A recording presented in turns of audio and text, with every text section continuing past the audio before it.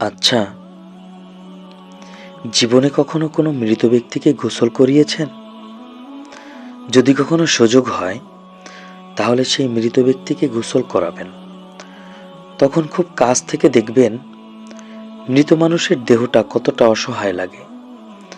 মৃত্যুর পরে মানুষের দেহটা কতটা ভয়ের কারণ হয়ে দাঁড়ায়। সুযোগ পেলে রাতে লাশটার পাহারা দিবেন।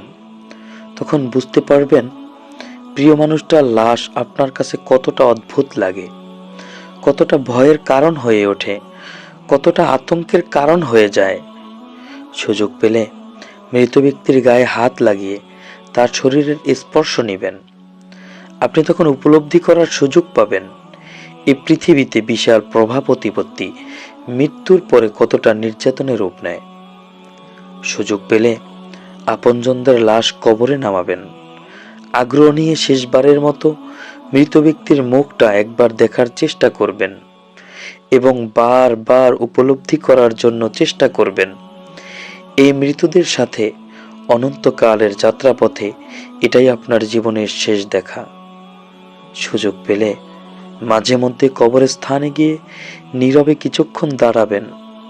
এরপর মনে মনে চিন্তা করবেন জীবনের লাভ ক্ষতির হিসাব এই মৃত মানুষগুলো এই পৃথিবীতে কি করে গেছেন, কাদের রেখে গেছেন।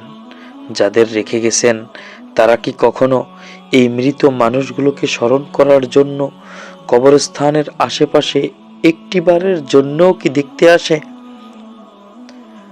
আমাদের জীবনটা বড় অদ্ভুত, বৈচিত্র্যময়। এর জন্যে, ওর জন্যে, ধনসম্পদের জন্যে, ঐশ্বর্যের জন্যে, বাড়ি গাড়ি টাকা পয়সার জন্যে কতই না মায়া দেখাই, আগ্রহ দেখাই, আরও চাই আরও চাই।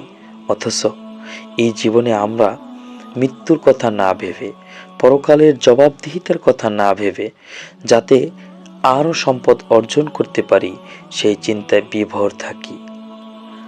আহ, হায় রে জীবন!